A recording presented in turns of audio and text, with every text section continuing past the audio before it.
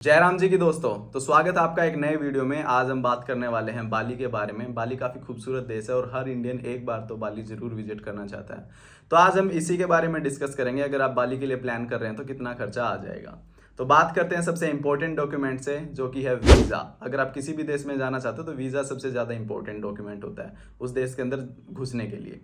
तो वीज़ा के बारे में डिस्कस कर लेते हैं। अगर आप इंडियन पासपोर्ट होल्डर हैं तो आपके लिए बाली में वीज़ा ऑन अराइवल है, जो कि $35 में मिल जाता है 30 डेज़ के लिए। कुछ मिनिमम से डॉक्यूमेंट रिक्वायर्ड है, वो मैं आपको बता देता हूँ। सबसे पहली चीज़ आपका पासपोर्ट में 2 पेज ब्लैंक हो जब भी आप एंटर कर रहे हैं, और जब से लेके आगे तक 6 महीने की उसकी एटलीस्ट वैलिडिटी बची हो। इसके साथ जो मस्ट डॉक्यूमेंट रिक्वायर्ड है वो है आपकी होटल बुकिंग और रिटर्न फ्लाइट, जो कि कंफर्म होनी चाहिए। और आप इजीली वहाँ पे 30 डेज़ का वीज़ा जाके अवेल कर सकते हैं, जो कि एक्सटेंड भी करवा सकते हैं एंटर करने के बाद बाली के अंदर 30 डेज के लिए, यानी 60 डेज तक का आपको वीजा ऑन अराइवल मिल जाता है बाली के लिए। तो गाइज अब बात कर लेते हैं फ्लाइट की। अगर आप किसी भी देश में जाना चाहते हैं तो आपको फ्लाइट लेनी पड़ेगी। अब इंडिया से अगर आप बाली इंडोनेशिया की फ्लाइट अगर बुक करेंगे तो आपको कोई भी डायरेक्ट फ्लाइट नहीं मिलेगी, और बजट की अगर बात करें तो 25 से 30 हज़ार में आपको रिटर्न फ्लाइट मिल जाएगी, यानी दोनों साइड की फ्लाइट्स मिल जाएंगी। आपको यहाँ से कोई भी डायरेक्ट फ्लाइट नहीं मिलेगी तो आपके ले ओवर होंगे। अब ये सबसे ज़्यादा इंपॉर्टेंट चीज़ है जो आपको ध्यान में रखनी चाहिए। अगर आपका ले ओवर थाईलैंड या फिर मलेशिया में है तो आपको ट्रांजिट वीज़ा लेने की ज़रूरत नहीं है। अगर आप सिंगापुर या फिर वियतनाम से ट्रांजिट कर रहे हैं बाली के लिए और आपका पीएनआर नंबर सेम नहीं है तो आपको ट्रांजिट वीज़ा लेना पड़ेगा। अगर आप नहीं लेंगे तो आपको प्रॉब्लम्स आ सकती हैं। हाँ, अगर आपके पास यूएस वीज़ा या फिर यूके वीज़ा या फिर ऑस्ट्रेलियन वीज़ा या फिर कैनेडियन वीज़ा अगर है तो आपको ट्रांजिट वीज़ा लेने की ज़रूरत नहीं है। तो ये चीज़ आपको ज़रूर ध्यान रखनी है। इस पे मैं एक क्लैरिफिकेशन भी दे देता हूं। आप जब अपनी फ्लाइट बुक करें तो चेक कर लें कि आपका पीएनआर नंबर बाली तक का सेम है, तो आपको ट्रांजिट वीजा लेने की जरूरत नहीं है, कहीं पे भी आपका ले ओवर हो। पर अगर आपका पीएनआर नंबर सेम नहीं है और आपने इंडिगो की फ्लाइट ली इंडिया से, जिसने आपको सिंगापुर जाके उतार दिया, और वहां से किसी अदर एयरलाइन की फ्लाइट है, तो उस केस में आपको एग्जिट और एंटर करना पड़ेगा। यानी आपको फ्लाइट बदलने के लिए इमिग्रेशन चेक पॉइंट क्लियर करना पड़ेगा, जहां पे वो आपसे ट्रांजिट वीजा मांगेंगे वियतनाम में और सिंगापुर में। तो उस केस में आपको प्रॉब्लम आ सकती है। तो ये चीज़ आप जरूर ध्यान रखें कि आपके पास ट्रांजिट वीज़ा हो अगर आपकी कनेक्टिंग फ्लाइट है। अगर सिर्फ लेओवर है आपकी सेम फ्लाइट का, पीएनआर नंबर सेम है, तो उस केस में आपको वीज़ा लेने की जरूरत नहीं है, ट्रांजिट वीज़ा लेने की जरूरत नहीं है। तो इस चीज़ का जरूर ध्यान रखें। और इंडिया के अंदर सबसे जो सस्ती फ्लाइट मिलती है वो मिलती है कोलकाता से। कोलकाता से आपको कई बार 20,000 से 25,000 में भी आपको बाली के लिए फ्लाइट इजीली मिल जाती है। तो अब बात कर लेते हैं होटल्स की। मैं रुका था बाली में 3 दिन कुटा, 3 दिन उबुद और 3 दिन नुसा पेनिडा, और मेरी जो होटल की कॉस्ट आई थी वो लगभग 1000 से 2000 के बीच में पर डे की आई थी। और आप भी इजीली 1000 से 2000 में बढ़िया से बढ़िया होटल में आप रह सकते हैं इजीली। मेरी जो टोटल कॉस्ट आई थी 9 डेज की, वो आई थी लगभग 11,000 समथिंग, यानी अप्रोक्स आप मान के चलो 12,000 रुपए। तो गाइस जब आप एयरपोर्ट पे उतरते हैं तो सबसे जो इंपॉर्टेंट चीज होती है वो है सिम कार्ड। आपके फोन के अंदर नेटवर्क होना बहुत ज्यादा जरूरी है, क्योंकि आपको कैब्स भी बुक करनी होती हैं, होटल की मैप की लोकेशंस भी लगानी होती है। काफी ज्यादा इंपॉर्टेंट चीज है। तो अगर आप वहाँ पे सिम बाय करना चाहते हैं तो 1000 से 1500 रुपए में आपको एयरपोर्ट पे सिम मिल जाता है। और अगर आप बाली में अंदर जाके सिम कार्ड लेते हो तो 600 से लेके 1000 रुपए के बीच में आपको इजीली सिम कार्ड मिल जाता है। मैं पर्सनली यूज़ करता हूँ इंटरनेशनल रोमिंग, तो मुझे सिम चेंज करने की कोई टेंशन नहीं रहती है। तो आप भी अगर चाहें तो सिम का इंटरनेशनल रोमिंग पैक ले सकते हैं। और ये कुछ सिम का था। उसके साथ साथ अगर हम बात करें सबसे इंपॉर्टेंट टॉपिक वहाँ पे सर्वाइवल के लिए, फूड काफ़ी सस्ता है बाली के अंदर, आपको बहुत सारे ऑप्शन मिल जाते हैं फूड के अंदर। अगर आप इंडियन फूड खाते हैं तो 1000 से 1500 रुपये पर डे आप एक पर्सन के लिए स्पेंड कर सकते हैं। अगर आप लोकल फूड खा लेते हैं, नॉन वेज खा लेते हैं और वीगन फूड आप ट्राई करना चाहते हैं, तो आप इजीली 500 से 1000 रुपये में पर डे की मील इजीली मैनेज कर सकते हैं बाली के अंदर, और आपका ज़्यादा खर्चा नहीं आएगा बाली के अंदर। अगर आप बिल्कुल लोकल खा लेते हैं, जैसे स्ट्रीट फूड अगर आप खाते हैं, तो आप और भी कम में अपना खाने का एक्सपेंसेस को मैनेज कर सकते हैं। तो गाइज अब हम बात कर लेते हैं करेंसी की। जो बाली की करेंसी है वो इंडोनेशियन रुपया है, और इंडियन रुपीज़ के कंपैरिजन की अगर बात करें तो इंडिया का 1 रुपया और उनका 187 रुपया बराबर है, यानी इंडिया का 1 रुपीज़ और उनका 187 रुपया इक्वल है। और यहाँ पे भी मेरा जो सजेशन रहेगा वो यही रहेगा कि आप यूएस डॉलर कैरी करें, क्योंकि उसके एक्सचेंज रेट अच्छे मिल जाते हैं। और कई बार काफ़ी सारे लोग बोलते हैं कि स्कैम हो जाता है करेंसी एक्सचेंज में। मेरे साथ तो ऐसा कोई पर्सनली एक्सपीरियंस नहीं हुआ, बट मैं आपको कहूँगा कि जब भी आप एक्सचेंज कराएं किसी भी अथोराइज्ड डीलर से ही करवाएं। ऐसे ही किसी भी दुकान से ना करवाएं और अपनी करेंसी को साथ में काउंट जरूर कर लें।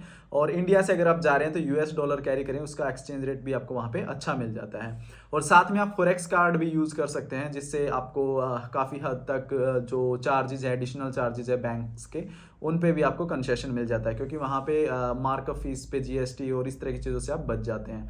और एटीएम विड्रॉल करते हैं तो वहाँ पे 200 से 400 अकॉर्डिंग टू बैंक वहाँ पे चार्ज हो जाता है अगर आप एटीएम विड्रॉल करते हैं। 200 या 400 डिपेंड करता है अलग अलग एटीएम्स पे। अब बात करते हैं ट्रांसपोर्ट की। ट्रांसपोर्ट वहाँ पे बहुत ज़्यादा सस्ता है। वहाँ पे कोई पब्लिक ट्रांसपोर्ट नहीं है, आपको वहाँ पे स्कूटी या कैब से ही इधर उधर जाना होता है, और या फिर जो फेरीज होती हैं, वाटर स्पीड बोट होती है, उनके थ्रू आप इधर उधर जा सकते हैं। किसी भी आइलैंड पे अगर आप हो और आपको वहाँ पे एक्सप्लोर करना है तो स्कूटी सबसे बढ़िया साधन है, क्योंकि वहाँ पे जो पेट्रोल है वो बहुत ज़्यादा सस्ता है। लगभग 45 लीटर पर लीटर वहाँ पे कॉस्ट है पेट्रोल की, और आप इजीली 500 से 400 रुपये में स्कूटी रेंट कर सकते हैं, और बढ़िया से बढ़िया बाइक भी आप 800-1000 रुपये में पर डे पे बुक कर सकते हैं। और वहाँ पे किसी भी आइलैंड को एक्सप्लोर करने के लिए आपके पास टाइम और गूगल मैप की बहुत ज़्यादा ज़रूरत पड़ने वाली है। और जब भी आप गूगल मैप का यूज़ करें तो क्रॉस चेक जरूर करें, आप किसी भी डेस्टिनेशन पे जा रहे हैं क्या वो डेस्टिनेशन सही मार्क की हुई है, क्योंकि कई बार गूगल मैप आपको बेवकूफ़ बना देता है और कहीं गलत लोकेशन पे ले जाता है। ये मेरे साथ हो चुका है मेरे ट्रिप पे। अगर आपको स्कूटी चलानी नहीं आती है तो आप कुछ एप्लीकेशंस का यूज़ करके इजीली अपनी डेस्टिनेशन तक पहुंच सकते हैं, जैसे कि उबर और गो जैक करके 2 एप्लीकेशन है जहां से आप अपनी डेस्टिनेशन तक पहुंच सकते हैं, कैब या फिर बाइक पे बैठ के, जिसमें कोई दूसरा पर्सन बाइक चलाएगा और आप पीछे बैठ के इजीली जा सकते हैं। अगर आप फैमिली के साथ हैं तो गाड़ी प्रेफर कर सकते हैं, कैब में जा सकते हैं। और यहाँ पे जो फीस है वो भी कुछ ज़्यादा हाई नहीं है, ओके प्राइजेज है। आपको इंडिया में कैब के प्राइजेज लगते हैं वही सेम कुछ वहाँ पे लगते हैं, और आप इजीली अपनी डेस्टिनेशंस को एक्सप्लोर कर सकते हैं।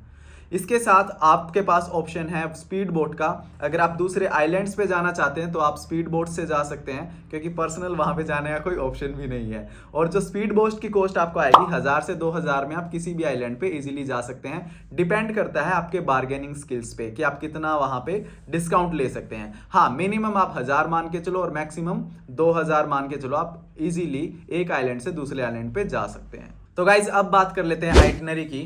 फर्स्ट डे मैं बाली में लैंड हुआ, और लैंड होने के बाद मैं होटल गया और मैं काफ़ी थका हुआ था तो मैंने रेस्ट किया। रेस्ट करने के बाद मैंने शाम को नाइट लाइफ एक्सप्लोर करी कूटा की, क्योंकि मेरा होटल कूटा में था। और असली जो मेरा ट्रैवल स्टार्ट हुआ वो डे 2 से हुआ। डे 2 में मैं मॉर्निंग में उठा, उठने के बाद मैंने स्कूटी रेंट करी सबसे पहले, और मुझे स्कूटी की जो कॉस्ट आई लगभग 1.5 लाख 2-2.5 लाख इंडोनेशियन रुपये आई।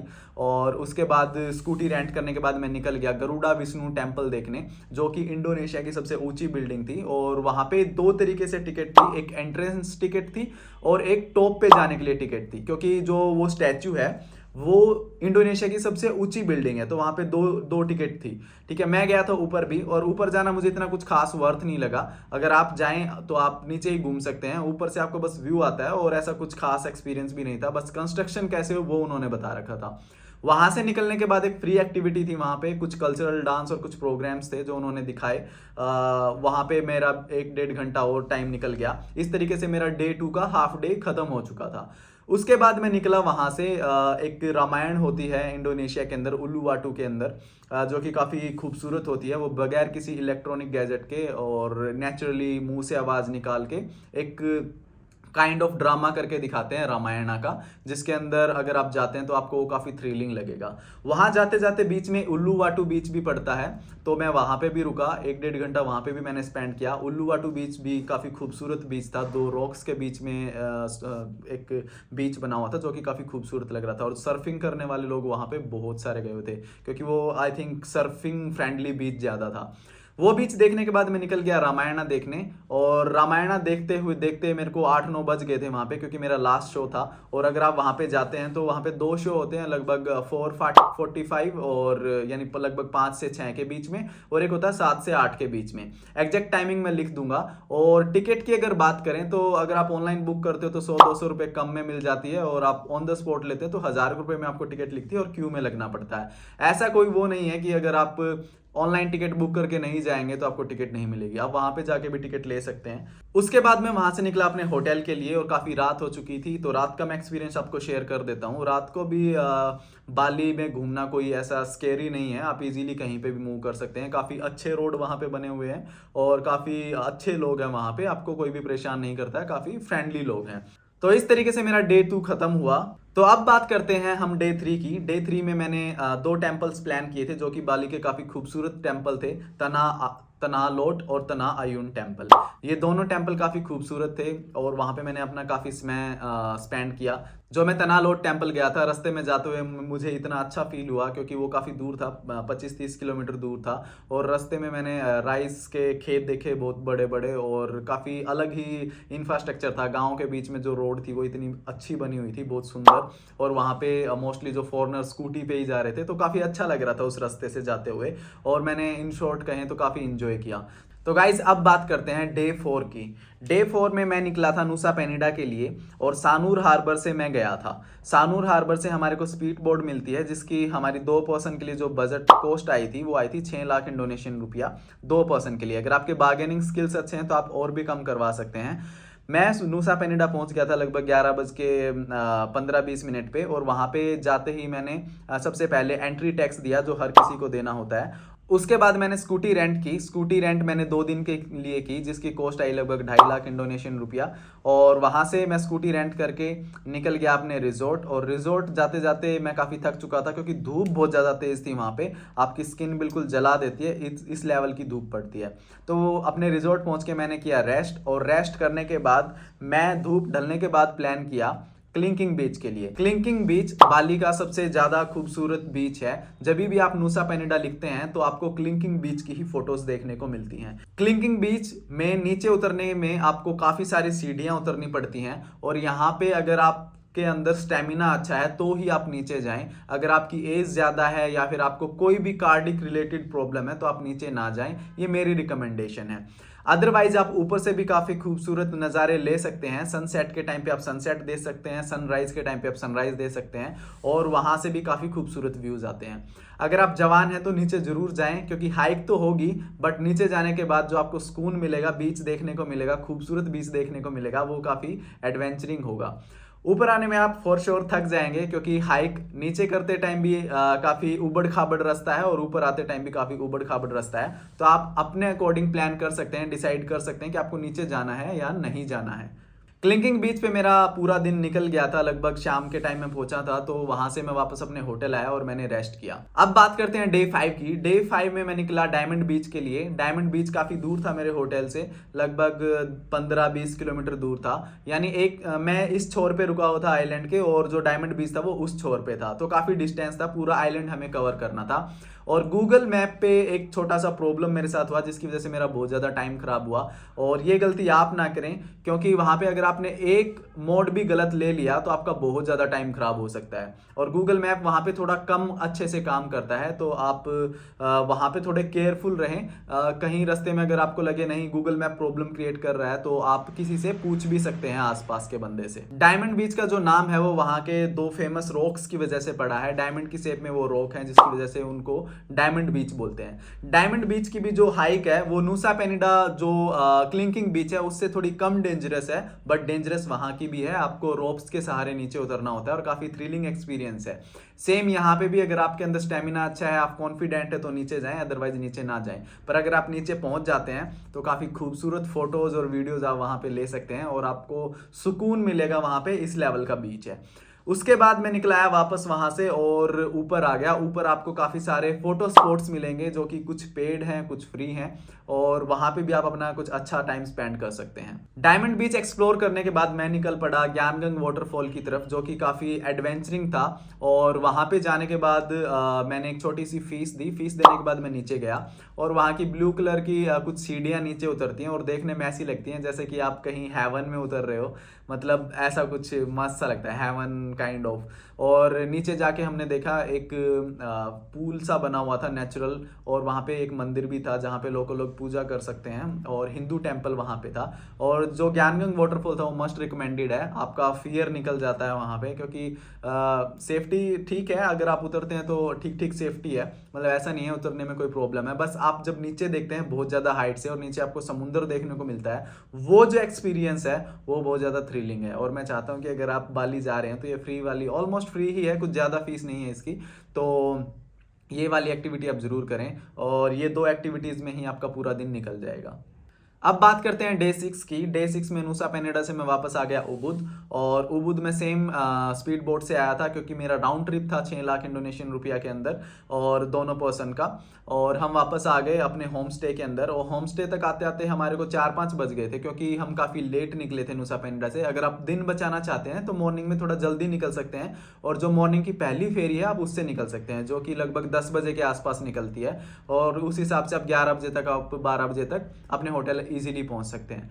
और वापस आने के बाद मैंने स्कूटी रेंट की। स्कूटी रेंट करने के बाद मैं वापस थोड़ा सा सिटी को एक्सप्लोर किया और आसपास की नाइट लाइफ देखी मैंने। काफ़ी सारे वहाँ पे क्लब्स बने हुए थे जो काफ़ी खूबसूरत थे उबुद के अंदर। और उबुद के बारे में बोला जाता है कि वहाँ की जो स्ट्रीट्स हैं, वहाँ की जो क्लब है वो सबसे ज़्यादा बढ़िया हैं बाली के अंदर। तो अगर आप क्लबिंग का शौक रखते हैं तो आप वहाँ पे क्लबिंग्स भी कर सकते हैं और नाइट में आप एक्सप्लोर भी कर सकते हैं। तो गाइज अब बात करते हैं डे 7 की। हमने डे 7 प्लान किया कि हम बाली स्विंग करेंगे। स्विंग की आपने फोटोज़ देखी होंगी, बहुत सारी लोग शेयर करते हैं जब बाली के ट्रिप पे आते हैं। तो वहाँ पे बहुत सारी लोकेशन है जहाँ पे आप बाली स्विंग कर सकते हैं, वो झूला झूल सकते हैं। बट हमने चूज़ किया था अलोहा करके। अलोहा एक काफ़ी खूबसूरत जगह थी जहाँ पे बहुत सारे झूले लगे हुए थे, और जो ये एक्टिविटी है वो स्पेशली गर्ल्स के लिए है, बॉयज़ के लिए इतनी कुछ खास लगी नहीं मुझे।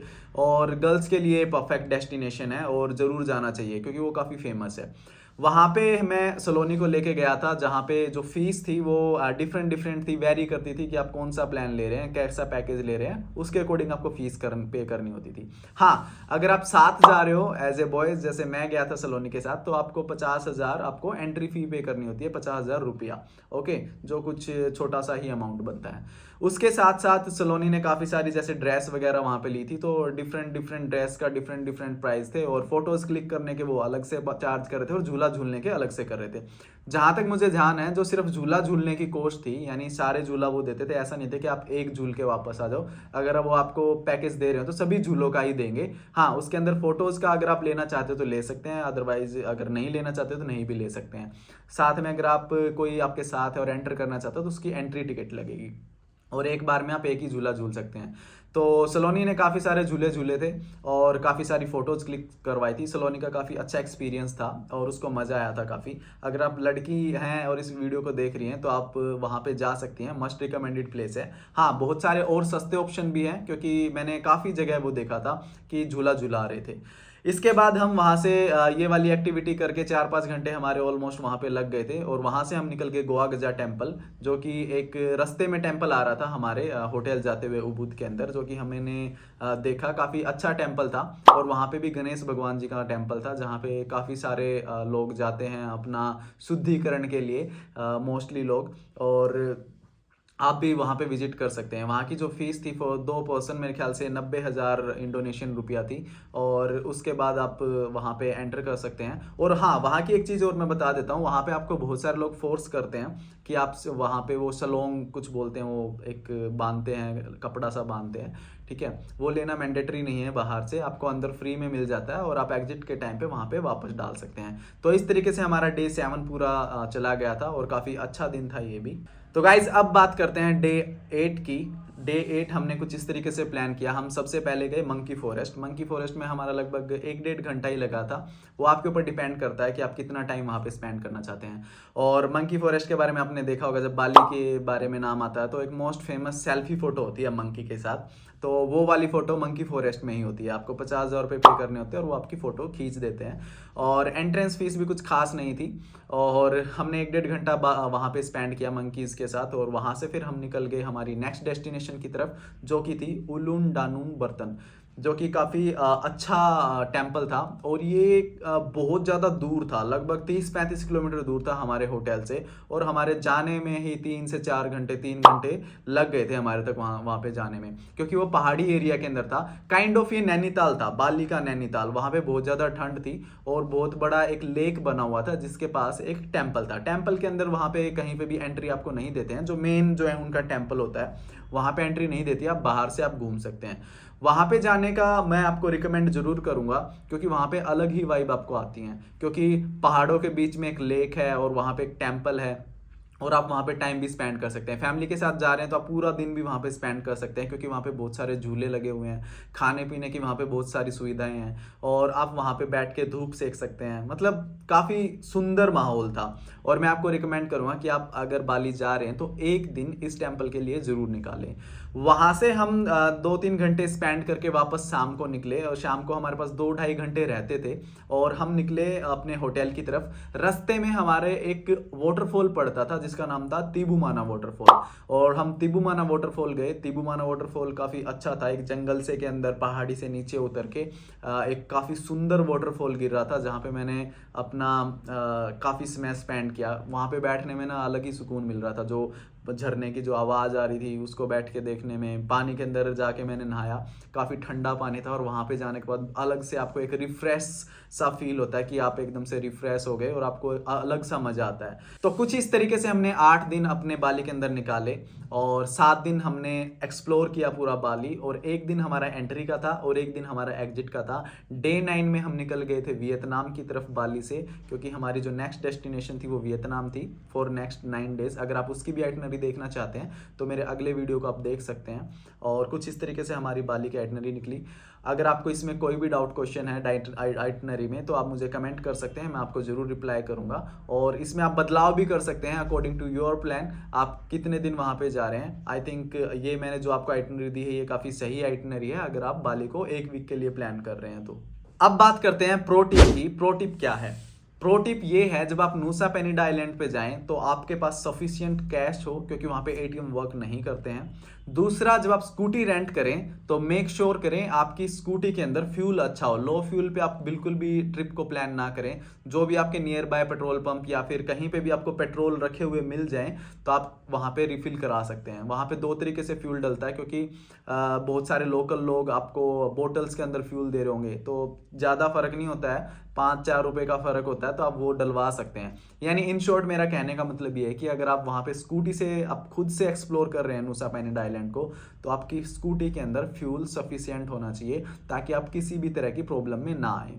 दूसरा, गूगल मैप पे क्रॉस चेक जरूर करें, आप किसी भी डेस्टिनेशन पे जा रहे हैं क्या वो डेस्टिनेशन सही है। और कहीं पे अगर गूगल मैप कंफ्यूज कर रहा है तो तुक्के से कोई भी रूट को सिलेक्ट ना करें, क्योंकि गूगल मैप आपको बहुत देर बाद बताएगा कि आप गलत आ चुके हैं, तब तक बहुत देर हो चुकी होगी और आपका काफ़ी टाइम खराब हो चुका होगा। तो आप किसी भी जो भी आसपास आपको दिखे उससे पूछ सकते हैं कि मुझे डायमंड बीच जाना है, मुझे क्लिंकिंग बीच जाना है, मुझे तिबुमाना वाटरफॉल जाना है। जहाँ पे भी आपको जाना है उसके बारे में आप उससे पूछ सकते हैं, वो आपको डायरेक्शन बता देगा। उसके बाद गूगल मैप आपकी हेल्प कर देगा पहुंचने में। और इसके साथ जो मेरी रिकमेंडेशन है, अगर आप सिटी में हो, जैसे उबुद में हो और कूटा में हो, तो वहाँ पे आप कोई भी स्कूटी रेंट कर सकते हो, जो कि 350, 400, 500 रुपये में जो भी स्कूटी मिल जाए आप रेंट कर सकते हो, छोटी स्कूटी, क्योंकि वहाँ पे मोस्टली सरफेस जो होता है वो सीधा होता है। बट अगर आप नूसा पेनिडा आइलैंड पे हो तो कोशिश करो कि 500 रुपये में आपको इजीली 500-600 रुपये में बिग बाइक मिल जाएगी, जिसका जो इंजन है वो काफ़ी स्ट्रॉन्ग होता है और आपको काफ़ी हेल्प करेगा पूरा नूसा पेनिडा को हैसल फ्री एक्सप्लोर करने में। 2 पर्सन अगर हो, अगर 1 पर्सन हो तो आप कोई भी स्कूटी रेंट कर सकते हो, बट अगर 2 हो तो आप कोशिश करना कि बिग बाइक रेंट करो जिसका इंजन थोड़ा सा हैवी हो, जो आपको काफ़ी स्मूथली किसी भी डेस्टिनेशन पे पहुंचा देगा। तो गाइज अब बात करते हैं टोटल कॉस्ट की, कि मेरा टोटल कितना कॉस्ट आया इस ट्रिप पे, पूरे ट्रिप पे। तो कुछ इस तरीके से है, आप देख सकते हैं, और इसमें आप काफ़ी सारे बदलाव करके अपने अकॉर्डिंग भी अपना प्लान कर सकते हैं बाली के ट्रिप को। तो गाइज आशा करता हूं आपको ये वीडियो अच्छा लगा होगा। फिर भी कोई डाउट क्वेश्चन रहता है तो आप मुझे कमेंट में पूछ सकते हैं या फिर मुझे इंस्टाग्राम पे पर्सनली मैसेज कर सकते हैं। मैं पूरी कोशिश करूंगा कि आप सभी के सवालों के जवाब मैं जरूर दूं, जिससे आपका जो प्लान है वो काफ़ी ईजी हो जाए। इसके साथ साथ मैं कंप्लीट आइटनरी बाली के लिए अपनी वेबसाइट पे भी डाल देता हूं, जहां से आप अकॉर्डिंग टू योर डेज आप वहां से सिलेक्ट कर सकते हैं। मैं कोशिश करूंगा कि 7 दिन की आइटनरी, 10 दिन की आइटनरी और 2 वीक की आइटनरी, 14 दिन की आइटनरी है, वो आने वाले टाइम में डाल दूंगा, आप वेबसाइट विजिट करके देख सकते हैं। तो गाइज इस वीडियो में इतना ही रखते हैं, मिलते हैं नेक्स्ट वीडियो में, तब तक के लिए बाय बाय।